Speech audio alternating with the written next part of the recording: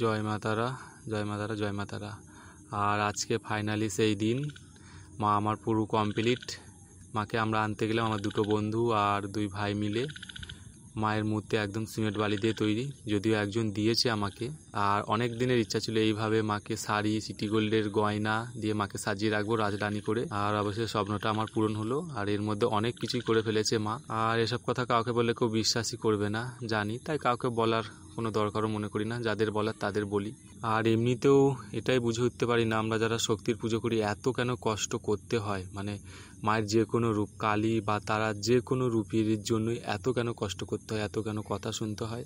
আর আমার ফেসবুক ফ্রেন্ডে যতগুলো বন্ধু আছে আমি ওদেরকে বলেইছি কি করা হয়েছিল আমার। ওইটুকু বেলা বয়সের ডানের অপবাদ দেওয়া হয়েছিল। যাই হোক, ওই বেশি ওইসব বলে লাভ নেই। আর এমনিতেও মা যাকে ভালোবাসে, যার হাতে পুজো নিতে চায়, হোক সে ব্রাহ্মণ বা আদিবাসী, যেই হয়ে থাক না কেন, মা তার কাছেই ভালোবেসে যেতে চায়। আর আমি জানি না, অত ভক্তি আমি করতে পারি না, কিন্তু যেইটুকু ভক্তি করি একদম মন প্রাণ দিয়ে, যতটুকু। এত কিছু পুজোর নিয়ম কানুন কিছুই জানি না, তাও নিজে থেকে নিজের মতো করি। পুজোর পরে মাকে এইটুকুই বলি, অত কিছু জানি না, যেমন করেছি। যদি ভুল হয়, ক্ষতি যদি হয়, ক্ষতিটা আমারই করো, ঘরের বা পরিবারের কারো কিছু করো না। আর কোনো দিন তেমন কিছু হয়ও নেই, কারণ মা হচ্ছে জগৎ জননী, দয়াময়ী।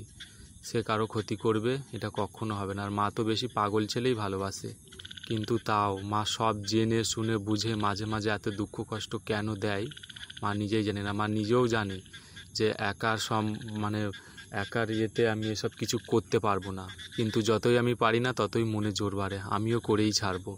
দেখবো মা কেমন না দেখে আমাকে। আর এমনিতেই যারা শক্তির পুজো করে তাদের মনের দিক থেকে তারা খুবই নরম হয়, যেমন আমি। কারো কথা বলবো না, আমি আমার নিজের কথাই বলছি। এক সময় এত দুঃখ কষ্ট হয়, কেঁদেই ফেলি। তো মনে মনে তখন ঠিক করে নিই যে আর মায়ের পুজো করবো না। কিন্তু আবার মনে হয় মাকে আমি নিজে থেকে এনেছি, মায়ের পুজো না করলে অবহেলা করা হবে মাকে। তো মায়ের পুজো তো করতেই হয় আমাকে, আর আমি নিজের হাতেই মায়ের পুজো করি। শুধু এই বার্ষিকী পুজোর সময় ব্রাহ্মণ নিয়ে আসা হয়, তাও এবারে আর হলো না। কৌশিক অমাবস্যায় 4 বছর ধরে পুজো করে এসেছি, এবছর আর হলো না একটু অসুবিধার জন্য। তবে এবার থেকে ঠিক করেছি এই মহালয়াতেই পুজোটা করব। তাই জন্যই তো মাকে বলি, তুমি কেমন মা গো, মা তারা মা, ছেলে ভিখারি আর তুমি রাজরানী মা।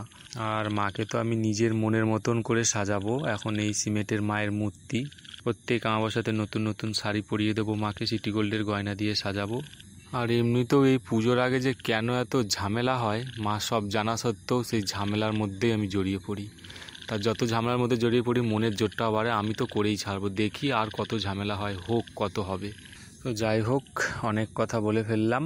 আর মাকে নিয়ে এখন চলে যাচ্ছি টোটোয় করে, সবাই মিলে মাকে গিয়ে নামাতে হবে, বাড়িতে নিয়ে যেতে হবে, বাড়িতে বরণ করে তুলতে হবে মাকে। এখন আমাদের বাড়ি থেকে বেশিটা দূরে নয়, গুড়াপেই মায়ের এই রূপটা বানানো হয়েছে। আর এমনিতেও পুজো এখন দেরি আছে, তাও মাকে ওখানে রেখে আসতে